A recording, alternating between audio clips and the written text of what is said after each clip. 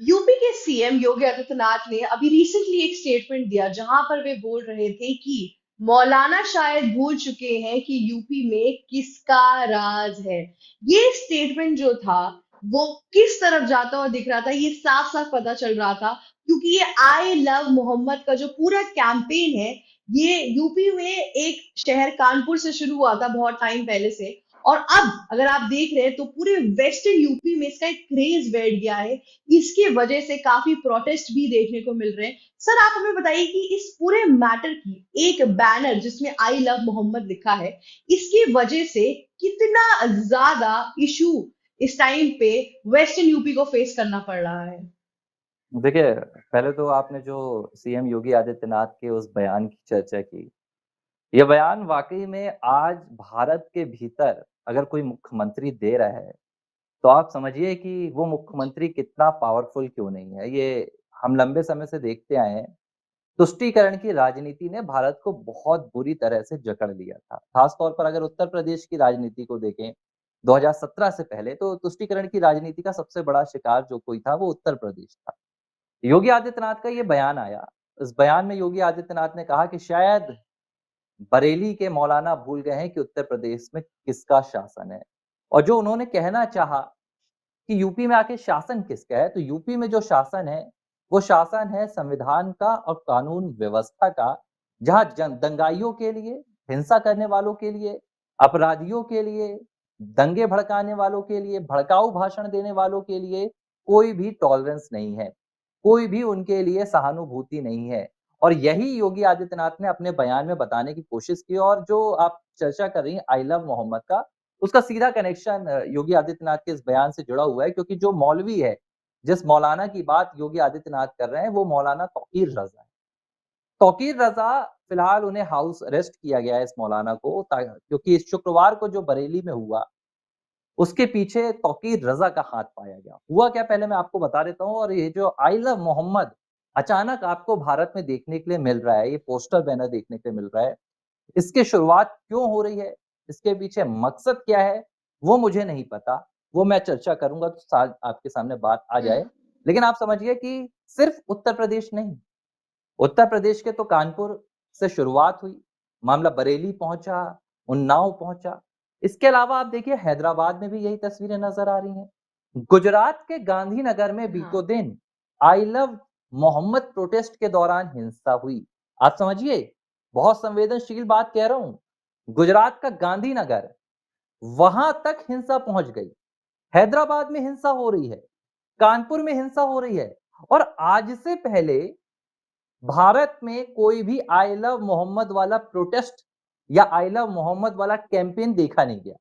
ये कैंपेन कहां से आया, इस कैंपेन को भारत में किसने भेजा, ये अब तलाशने की जरूरत आ गई है। एक चीज और मैं आपको बता दूं, इससे पहले मैं कानपुर में आपको बताऊंगा कि इसकी शुरुआत कैसे हुई। कुछ दिन पहले गृह मंत्री अमित शाह ने, जो उनके गृह मंत्रालय के अंतर्गत पुलिस विभाग आते हैं, उन्हें एक निर्देश दिया था। और उन्होंने हम्म। कहा था कि मुझे 1974 1974 के बाद से भारत में खासतौर पर जितने भी आंदोलन हुए हैं, उन तमाम आंदोलन की मुझे रिपोर्ट चाहिए। वो आंदोलन क्यों हुए, उन आंदोलन का कंक्लूजन क्या था, आंदोलन के पीछे फंडिंग किसने की थी। तो जो चीज ये 4 से 5 सितंबर को शुरू हुई है, इसकी आशंका गृह मंत्रालय को जुलाई के महीने में लग गई थी। जुलाई के आखिरी सप्ताह में गृह हाँ। मंत्री अमित शाह ने गृह मंत्रालय को यह निर्देश दिए था कि मुझे पूरी रिपोर्ट्स लाकर दो। मतलब जो भारत की इंटेलिजेंस एजेंसियां हैं, उन्हें इस बात की जानकारी लग गई थी। जुलाई का महीना था, ठीक है। अब आप देखिए, अगस्त का महीना निकला और 5 तारीख को, 5 सितंबर को, जिस वक्त ईद थी, अचानक कानपुर में एक इलाका है रावतपुरा। अब रावतपुरा में एक जगह है, यहाँ पर 50% हिंदू रहते हैं, 50% मुस्लिम आबादी रहती है। और यहाँ का माहौल ऐसा है कि सभी के घर पर अलग-अलग झंडे लगे रहते हैं, उनके धर्म विशेष के। तो आप समझ जाएंगे कौन सा किसका घर है। 5 तारीख को यहाँ ईद उल मिलाद की तैयारियां चल रही थी। और भारत में होता आया है, ईद मनती है, दिवाली मनती है, होली मनती है, कोई कभी आपत्ति नहीं होती है, कभी कोई ऐसा दिक्कत नहीं आता है। खास तौर पर तो जब ईद या रमजान होता है तो भारत में शांति रहती है। होली दिवाली में घटनाएं जरूर देखने के लिए मिलती हैं। जब हिंदू त्योहार होते हैं, राम का जुलूस, राम का जब समारोह निकलता है, तो पत्थर छोड़े जाते हैं। लेकिन अमूमन ईद और रमजान के लिए ऐसी कोई घटना सामने नहीं आती। लेकिन 5 तारीख को अचानक जब ये मिलाद की तैयारियां कर रहे थे, तो एक नया पोस्टर आया। ये हर जगह ये पोस्टर बैनर अपने लगा रहे थे। हाँ, उसी वक्त उस इलाके में एक पोस्टर लगाया गया जिस पर लिखा हुआ था आई लव मोहम्मद। अल्लाह ये पहली बार हुँ, इस तरह का पोस्टर आया। ना तो कभी परंपरा रही। देखिए, भारत में जो भी त्योहार मनाए जाते हैं, उनकी अपनी एक परंपरा है, भारतीय परंपरा है। धर्म कोई भी हो, उससे हुँ, मायने नहीं रखता है कि आप हिंदू धर्म के त्योहार हैं या आप मुस्लिम धर्म के त्योहार हैं। ईसाइयों का क्रिसमस भी बनता है, हमारे यहाँ सब बनता है। लेकिन एक परंपरा होती है। जब लोगों ने देखा कि ये आई लव मोहम्मद नाम का जो पोस्टर है, ये परंपरा से अलग है। इस तरह के पोस्टर बैनर कभी भारत में हुँ, नहीं लटकाए गए। तो कुछ जो हिंदूवादी लोग थे, हिंदू समुदाय से जुड़े हुए लोग, उन्होंने इसका विरोध किया। तो विरोध के बाद इसकी जानकारी पुलिस को भी दी गई और कहा गया कि भाई आप इस तरह के पोस्टर मत लगाइए, ये परंपरागत नहीं है। लेकिन जब ये मना किया गया तो वहाँ के जो धर्म विशेष के लोग थे, उन्होंने कुछ धर्म विशेष से जुड़े हुए जो पोस्टर बैनर थे, उन्हें फाड़ दिया। इसके बाद 2 हुँ, पक्षों में टकराव की स्थिति हुई और मामला वहाँ पर थोड़ा-सा बिगड़ गया। इसके बाद हिंसा में उतारू हो गए लोग। पुलिस ने कार्रवाई की। करीब 24 से 25 लोगों पर एफआईआर दर्ज की गई। लेकिन एफआईआर जो दर्ज की गई थी, आप समझिए वो एफआईआर किस लिए दर्ज की गई थी? एफआईआर दर्ज की गई थी जो एक धर्म विशेष से जुड़े हुए पोस्टर्स बैनर को फाड़ा गया था। हिंदू समुदाय से जुड़े हुए कुछ पोस्टर्स बैनर को फाड़ा गया, ऐसी वहां पर जानकारी निकलकर सामने आई। इसे लेकर एफआईआर हाँ, दर्ज हुई। लेकिन अचानक और जुम्मे के दिन हो रहा था ये सब कुछ, शुक्रवार के दिन हो रहा था। इसे लेकर अफ़वाह फैलाई गई कि भाई मोहम्मद की उसमें नबी की शान में गुस्ताखी हो गई। ये तो अपने यहाँ आप देख रही हैं भारत में चलते ही आया है और पूरे भारत में इसकी शुरुआत होने लगी। ठीक यही मामला धीरे-धीरे हैदराबाद में भी आई लव पोस्टर निकलने लगे मोहम्मद के, हुँ, गांधीनगर में भी प्रोसेशन निकलने लगे। मामला पहुंचा इस शुक्रवार को बरेली में। बरेली का एक मौलवी है जिसका नाम है मौलाना तौकीर रज़ा, जिसका ज़िक्र योगी आदित्यनाथ ने अपने उस बयान में किया है। मौलाना तौकीर रज़ा ने कहा कि हम शुक्रवार को वहाँ पर एक इस्लामिया नाम से एक कॉलेज है, वहाँ पर हम सभी इकट्ठा होंगे और हम विरोध प्रदर्शन करेंगे क्योंकि नबी की शान में गुस्ताखी हुई है। विरोध प्रदर्शन की इजाज़त कानून व्यवस्था ने नहीं दी। जो वहाँ का प्रशासन था लोकल बरेली का, उसने कहा कि देखिए, इस तरह का कोई विरोध प्रदर्शन बनता नहीं है और आपको हम इजाज़त नहीं दे सकते हैं। बाकायदा एक पत्र जारी किया गया जिसमें कहा गया कि इस तरह के विरोध प्रदर्शन की इजाज़त मौलाना तौकीर रज़ा के संगठन को नहीं दी गई है। अब जब पत्र हुँ, जारी कर दिया गया तो मौलाना ने यहाँ पर भड़काने वाली जो अपनी चाल है वो शुरू कर दी। पहले तो इन्होंने एक वीडियो बनाया जिसमें इन्होंने कहा कि ये जो पत्र आया है ये फर्जी है। इन्होंने प्रशासन के पत्र को फर्जी बता दिया और ऐलान किया कि सभा भी होगी, विरोध भी होगा और अगले दिन वहां पर जाकर भीड़ जुट गई। 12 बजे के करीब मौलाना ने बुलाया भीड़ को और जब भीड़ वहां पहुंच गई तो मौलाना खुद गायब हो गए। अब क्या यहाँ पर हुआ, ये इन्होंने तो आपस में क्या संदेश दिया था, क्या अंदर बातचीत हुई थी, ये नहीं पता। लेकिन अचानक वहाँ पर ये भीड़ सड़कों पर उतर पड़ी और जो इन्हें रास्ते में मिला, उसको ये इन्होंने जलाना शुरू कर दिया, तोड़ना-फोड़ना शुरू कर दिया और आई लव मोहम्मद के बैनर के तले हिंसा फैलानी शुरू कर दी। इसके बाद बाकायदा ये जब तो तौकीर हम रज़ा को हाउस हाँ, अरेस्ट किया गया, तब योगी आदित्यनाथ ने ये बयान दिया और ये चेतावनी है। 2017 के बाद से उत्तर एग्ज़ैक्टली। प्रदेश में सब कुछ हो रहा है, लेकिन जो नहीं हो रहा है वो दंगे नहीं हो रहे हैं, जो नहीं हो रहा है वो हिंसा नहीं हो रही है, कानून व्यवस्था के साथ खिलवाड़ नहीं हो रहा है, दबंगों, बाहुबलियों इनका साम्राज्य खत्म हो रहा है। तो ये योगी आदित्यनाथ की चेतावनी भी थी। ये तो आप सही कह रहे हैं सर। इसके बाद से ये जो पूरा बैनर और पोस्टर है, इसका प्रचलन इंडिया में कभी था ही नहीं। कभी कोई स्पेसिफिक नाम लेकर, इसके पहले मुहर्रम में ताजिया सजती थी, इन सब चीज़ों के लिए तो हमने चीज़ें देखी थी। और अगर नवरात्रि की बात आई तो पंडाल पूजन और ये सब होता था। पर आई लव मोहम्मद का ये जो पूरा एक अपनी आस्था से ज़्यादा एक प्रोपेगेंडा वाली बात हो गई है, कि मतलब मुझे ऐसा लगा कि इस्लामिक चीज़ों का एक तरीके का प्रमोशन कर रहे हैं ये लोग उस बैनर और चीजों पे रख के। बात तो मुझे लग रहा है अब बिगड़ रही है, क्योंकि अब ये जिस तरीके से फैला और प्रोटेस्ट बहुत बढ़ता जा रहा है इन सब चीजों की वजह से। अब आप ये जो योगी जी का जो पूरा व्यू पॉइंट है और जो उन्होंने चीजें बताई हैं और जो हुआ है, इसके बाद से आपका एक जो बहुत महत्वपूर्ण क्वेश्चन बनता है वो ये है कि ये एक्चुअल में रन कहाँ से हो रहा है, कौन सी ऑर्गेनाइजेशन है, जो इसके पीछे है। और ऐसा तो है नहीं कि अब एक मौलाना गए हैं तो दूसरे नहीं आएंगे। ये धीरे धीरे आपको क्या लगता है और प्रॉक्सिमिटी से बढ़ता रहेगा और पूर्वांचल के साइड भी आना शुरू हो जाएगा और सारे क्या कहते हैं स्टेट्स में, जैसे मध्य प्रदेश में भी जा सकता है। तो आपको क्या लग रहा है ये पूरी एक वेव की तरह खड़ा कर रहे हैं ये लोग पूरा प्रोपेगेंडा कि आगे एग्जैक्टली बढ़ता जाए। एग्जैक्टली बिल्कुल। देखिए, आपने बहुत सही सवाल किया कि ये आया कहाँ से, ना तो ऐसी कभी परंपरा रही है। और इस बात का हाँ, जिक्र मैं एग्जैक्टली। बार बार एबीसी हिंदी में अपने दर्शकों के साथ कर रहा हूँ। 2019 के बाद से ये खास तौर पर आपको देखने के लिए मिल रहा है। सबसे पहले जम्मू कश्मीर में 370 हटने के बाद कोशिश की गई, वहां पर एक माहौल बनाने की कोशिश की गई और अंतरराष्ट्रीय साजिश निकल कर सामने आई। विदेशी दो ताकतें हैं। सीएए के दौरान क्या हुआ था, शाहीन बाग जैसे आंदोलन खड़े हो रहे थे। पूरे भारत में ये कोशिश की जा रही थी कि भारत को एक आंदोलनकारी, एक शब्द निकल कर आया था, आंदोलन जीवी बन जाओ। ठीक है। जब सीए की तलाश की गई तो पता चला कि वहां टूल किट काम कर रही है, आंदोलन को बाहर से फंडिंग हो रही है, आंदोलन में बाहर से मास्टरमाइंड तैयार किए जा रहे हैं। लेकिन भारत की जो कानून व्यवस्था थी, गृह मंत्री अमित शाह के नेतृत्व में बाकायदा सीए का जो आंदोलन था उसे निपटाया गया, शांतिपूर्वक उसे खत्म कराया गया। किसान आंदोलन हुआ। इसके बाद अभी हम्म। हाल फिलहाल में आप देखिए कि अलग अलग मसले उठाए गए, भारत में जातिगत मुद्दे उठाए जा रहे हैं। इसका एक ही मकसद है, कैसे भी करके भारत की जो मजबूत अर्थव्यवस्था है, भारत की जो मजबूत शासन व्यवस्था है, जो मजबूत सरकार है भारत की, इसको तोड़ो। जब से प्रधानमंत्री नरेंद्र मोदी ने तीसरी बार अपनी कुर्सी संभाली है, केंद्र में एनडीए की तीसरी बार राष्ट्रवादी सरकार बनी है, तो जो तमाम विदेशी ताकतें हैं उनके पांव ठंडे हो गए, उनके पांव फूलने लगे हैं। अब उन्हें इस बात का डर सता रहा है कि अगर इस ताकत को रोका नहीं गया, राष्ट्रवादी सरकार को रोका नहीं गया, तो हमारे मंसूबे तो खत्म हो जाएंगे। डीप स्टेट इसमें लगा हुआ है। मैं राहुल गांधी का जिक्र करूंगा। 18 सितंबर को 5:03 में राहुल गांधी का एक ट्वीट आया है। इस ट्वीट में राहुल गांधी ने कहा, देश के युवा आए, जेंजी आए, स्टूडेंट आए और वोट चोरी का आप इल्जाम लगा रहे हैं, कोर्ट में आपको जाना नहीं है। एक राहुल गांधी काम कर रहे हैं। देखिए, आप समझिए, एक राहुल गांधी प्रोटेस्ट हम्म। निकालने की कोशिश कर रहे हैं देश भर में। दूसरा आप देखिए, अब ये अचानक शुरू हो गया आई लव मोहम्मद वाला। इसका कोई नामो निशान नहीं है कि भाई भारत में कभी इस तरह के पोस्टर बैनर तैयार भी किए गए हों। कहीं ना कहीं जो कहानी है वो भारत के बाहर से विदेशी ताकतों की जुड़ रही है। और अब ये जांच का विषय है, क्योंकि बरेली में इस तरह की बात निकल कर आई है। बरेली पुलिस ने कहा है कि इस आंदोलन के पीछे करीब 7 से 8 दिन पहले तैयारी की जा रही थी, तो ये अचानक नहीं हुआ है। ये एक तरह का शक्ति प्रदर्शन है। ये कोई अपने धर्म के प्रति आस्था दिखाने का या अपने मजहब के प्रति समर्पण दिखाने का यहाँ पर काम नहीं किया जा रहा है।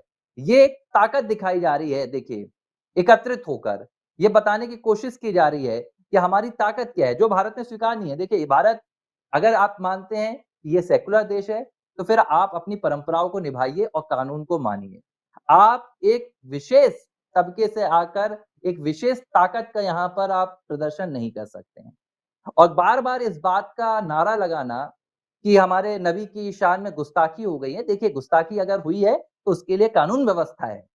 अगर आपको लगता है कि आपके मजहब को लेकर कमेंट किया गया है, आपके धर्म को लेकर कमेंट किया गया है या आपकी आस्था को चोट लगी है, तो हमारे यहाँ संविधान में उसके लिए बाकायदा आर्टिकल्स हैं, उसके लिए प्रावधान है, उसके लिए कानून है। ये क्या बात हो गई कि आप हिंसा करेंगे? योगी आदित्यनाथ का जो बयान है, उन्होंने इसीलिए दिया है कि मौलानाओं की ये जो धमकी है कि हम हिंसा करेंगे, मौलानाओं की ये जो धमकी है कि हम दंगा कराएंगे, ये अब उत्तर प्रदेश में नहीं चलेगा। आप भूल जाइए, ये समाजवादी पार्टी की सरकार नहीं है। जो उन्होंने कहा ना कि शायद मौलाना भूल गए कि ये शासन किसका है। समाजवादी पार्टी में इन्हें सीधे तौर पर समर्थन मिलता था। बहुजन समाज हम्म। पार्टी में इनको सीधे तौर पर समर्थन मिलता था, कांग्रेस शासन में समर्थन मिलता था। लेकिन योगी आदित्यनाथ की सरकार देखिए किसी मौलानाओं और मौलवियों को खुश करने के लिए नहीं बैठी है। योगी आदित्यनाथ की सरकार बैठी है उत्तर एग्जैक्टली। प्रदेश की कानून व्यवस्था को मजबूत करने के लिए और उत्तर प्रदेश को भारत की सबसे मजबूत आर्थिक तौर पर मजबूती देने के लिए। तो सीधे तौर पर योगी आदित्यनाथ का इशारा साफ है, ये दंगा, ये हिंसा फैलाना बंद कर दें, नहीं तो जो अंजाम होगा वो शायद मुझे लगता है कि उत्तर प्रदेश के जो माफिया हैं वो पहले भुगत चुके हैं। आपको एक बात मैं और बता देता हूँ, फिर हम इस चर्चा पर बढ़ेंगे आगे। योगी आदित्यनाथ ने ठीक इसी तरह उत्तर प्रदेश की विधानसभा में भी एक बयान दिया था, जब उन्होंने कहा था कि हम उत्तर प्रदेश के माफियाओं को मिट्टी में मिला देंगे। और ठीक इसके बाद उत्तर प्रदेश में जो माफियाओं का हाल हुआ था वो पूरे देश ने देखा था। ज़ाहिर-सी बात है, अब योगी आदित्यनाथ ने ये बात मौलानाओं को याद दिलाई है, तो वो समझ जाएँ, ये उत्तर प्रदेश में दंगाओं के लिए, हिंसाओं के लिए, भड़काऊ भाषणों के लिए कोई जगह नहीं मिलने वाली है। सर, एक जो बहुत कॉमन फैक्टर इस आई लव मोहम्मद ये प्रोटेस्ट में दिख रहा है, वो ये है कि इसमें छोटी-छोटी बच्चों का बहुत इस्तेमाल किया गया है। अगर आप इस पूरे प्रोटेस्ट के अंदर देखेंगे तो आपको पता चलेगा कि कैसे लड़कियों के हाथ में बैनर्स लगा दिए गए हैं, लड़कियाँ बुर्का में खड़ी हुई हैं और उन सारी लड़कियों की अगर आप देखेंगे बहुत एज्ड लड़कियाँ नहीं हैं वो या वुमेन नहीं है। बेसिकली अपने अर्ली 20s की जो लड़कियाँ होती हैं उनको रखा गया है। इन सारी चीज़ों के अंदर ऐसे कभी-कभार लगता है जैसे इन्हें ब्रेन वॉश करके वहाँ पे खड़ा किया गया है, क्योंकि आप हमेशा देखते हैं ये प्रोटेस्ट और इन सब चीज़ों के अंदर आधे लोग जो छोटे-छोटे बच्चे हाथों में कैंडल्स वगैरह लेके घूमते हैं या कुछ भी होते हैं, उनको पता भी नहीं होता है कि किस चीज़ के लिए आपको खड़ा किया गया है, क्या है? बस आपको बोल देते हैं कि अगर आप खड़े होगे तो आपको ये लाभ मिल जाएँगे। तो कुछ ऐसी भी साजिशें हैं, क्या लड़कियों को इसलिए भी उसमें खड़ा किया जा रहा है ताकि वो बता सके कि चीज़ें पीसफुल तो हैं, पर इम्पैक्टफुल है? अब अगर लड़कियां पोस्टर लेके खड़ी होती हैं तो लोग रुक कर देखते हैं, ये बात तो किसी से छुपी है नहीं। तो मुझे ये समझ में आ रहा है कि इस पूरे टाइम में लड़कियों का जो प्लेसमेंट रखा गया है इसमें, वो लड़कों से ज्यादा है एक तरीके से और बहुत प्रोमिनेंटली और इनडायरेक्टली एक मैसेज भी पहुंचाना चाह रहे हैं लोग। आपकी क्या हुँ। टिप्पणी है इस एक चीज पर? देखिए, आपने जो एक बात कहा ना ये इम्पैक्टफुल और ये जो आपने कहा, एक बात समझिए कि ये शो ऑफ के लिए नहीं है। आपने कहा ना कि पोस्टर्स हाथ में लेकर लड़कियाँ खड़ी हैं तो देखती हैं, वो हम्म, तो एक वजह है। लेकिन जो सबसे बड़ी वजह है, वो इन लड़कियों को, महिलाओं को, ये जो दंगाई हैं, ये अपने सुरक्षा कवच के तौर पर इस्तेमाल कर रहे हैं। और इसकी तार भी आपको उत्तर प्रदेश से जुड़ी हुई मिलेगी। क्यों? क्योंकि जब उत्तर प्रदेश में इन्होंने सबसे पहले दंगे शुरू किए, जब उत्तर प्रदेश में हिंसा भड़कानी इन्होंने शुरू की, तो उस वक़्त योगी आदित्यनाथ सरकार ने एक नया आदेश निकाला। पहले क्या होता था कि अगर कोई दंगा कर रहा है, तो दंगे में हमारे यहाँ देखिए बाद में अदालतें चलती रहती हैं सालों, बाद में गवाह नहीं मिल पाते हैं, सबूत नहीं मिल पाते हैं और कुछ सालों के बाद या कुछ महीनों के बाद दंगाई छूट जाते थे। योगी आदित्यनाथ सरकार ने कानून व्यवस्था अपनी बदल दी। इन्होंने क्या करना शुरू कर दिया, दंगाई अगर कोई पाया जाता है, तो उसको तो जेल होती ही है, साथ में बुलडोज़र वाला अभियान भी उन्होंने चलाया, संपत्ति जब्त करने वाला भी अभियान चलाया और इन अभियानों ने इन दंगाइयों की कमर तोड़ दी। तो इन्होंने अब क्या शुरू किया, सामने इन्होंने लाकर खड़ी करना शुरू कर दिया महिलाओं को, सामने लाकर इन्होंने खड़ा करना शुरू कर दिया बच्चियों को, लड़कियों को, ताकि जब ये अपना अभियान चलाएँ और किसी तरह की अगर हिंसा यहाँ पर निकल कर सामने आती है, किसी तरह का पथराव होता है, तो जो पुलिस प्रशासन है, वो अपनी ताकत का या अपने बल का इस्तेमाल इनके ऊपर ना कर सके। उसे रोकने के लिए क्योंकि इन्हें पता है, ये पुलिस प्रशासन ये भारत का हम्म, है, ये पुलिस प्रशासन ये नरेंद्र मोदी सरकार का है, जो महिलाओं को लेकर संवेदनशील है। तो महिलाएँ चाहे वो प्रोटेस्ट करें, चाहे फिर महिलाएँ धरना प्रदर्शन करें या सरकार के खिलाफ ही आवाज़ क्यों ना लगाएँ। पुलिस प्रशासन अपनी लाठी महिलाओं के ऊपर उठाने से पहले सोचता है और यही वजह है कि इन्होंने अब महिलाओं को आगे खड़ा करना शुरू कर दिया है। जम्मू-कश्मीर में बच्चे खड़े होते थे, जम्मू-कश्मीर में युवाओं को आगे खड़ा किया जाता था। जब भी आप देखिए दंगे होते हैं, हिंसा होती है तो मस्जिदों के रास्ते से निकलकर छोटे-छोटे बच्चे हाथों में पत्थर लेकर फेंकते हैं। क्यों? ताकि पुलिस की लाठियाँ इन पर ना चलें। कानून व्यवस्था के अंतर्गत इनके ऊपर मामला दर्ज ना हो और ये बच निकले। लेकिन देखिए योगी आदित्यनाथ सरकार सीधे तौर पर कह चुकी है कि प्रदेश के भीतर जो भी कानून व्यवस्था का उल्लंघन करेगा, प्रदेश की शांति के खिलाफ, उत्तर प्रदेश में शांति माहौल के खिलाफ जो भी आकर भड़काने का प्रयास करेगा, उसके खिलाफ मजबूत और कड़ी से कड़ी कानून की कार्रवाई होगी, फिर चाहे कोई भी दंगाई हो और उन्होंने यही संदेश बरेली के मौलवी तौकीर रज़ा को दिया है, तो साफ हो गया है कि इनके ये हथकंडे अब ये चाहे महिलाओं को आगे खड़े करें क्योंकि इसके अलावा कुछ बचा भी नहीं है। कि भाई अगर आपको कानून से बचना है तो महिलाओं का इस्तेमाल करो, आपको कानून से बचना है तो बच्चों का इस्तेमाल करो। धर्म के नाम पर विदेशी ताकतों को भारत के भीतर घुसने की जगह अगर ये देने की कोशिश करेंगे, तो इनके खिलाफ संविधान के अनुसार, कानून के अनुसार बाकायदा कार्रवाई होगी। बहुत ही सही एक पॉइंट ऑफ व्यू आपने हमें निकाल के दिया है। तो दर्शकों, हमने सब तरीके की बात कर ली कि इस पूरे आई लव मोहम्मद का एक जो बैनर है, जो आपको लग रहा हो कि बहुत छोटी सी एक चीज है, पर आप देखिए कि इसमें कितने ढेर सारे माइंडसेट और प्रोपेगेंडा बिछे हुए हैं आपके सामने। किस तरीके से औरतों का यूज हो रहा है इस पूरे प्रोपेगेंडा में और किस तरीके से ये एक अंतरराष्ट्रीय, एक तरीके से इंटरनेशनल थ्योरी के नाम पर भी जैसे बहुत बारी लोग करते हैं कि उस देश की जो गवर्नमेंट है उसके अंदर खूट लाने के लिए, लोगों के अंदर खूट लाने के लिए ये सब जो तरीके हैं वो अपनाए जाते हैं। आई होप आपको ये वीडियो इन्फॉर्मेटिव लगे, और अगर आप यूपी के वेस्टर्न एरियाज में रहने वालों में से हैं तो अगर आप आई लव मोहम्मद देखें तो आप सतर्क रहे कि इसके आगे एक कौन सी प्रोपेगेंडा आपके लिए वेट कर रही है। आज के लिए बस इतना ही। आई होप आपको एबीसी टॉक्स में इंफॉर्मेटिव और एंटरटेनमेंट साथ में मिला होगा। Thank you so much for watching us, और हमारे चैनल पे बने रहिए। लाइक, शेयर, सब्सक्राइब और कमेंट करना मत भूलिएगा। Thank you. ABC Hindi news, आज ही जुड़िए हर खबर के साथ।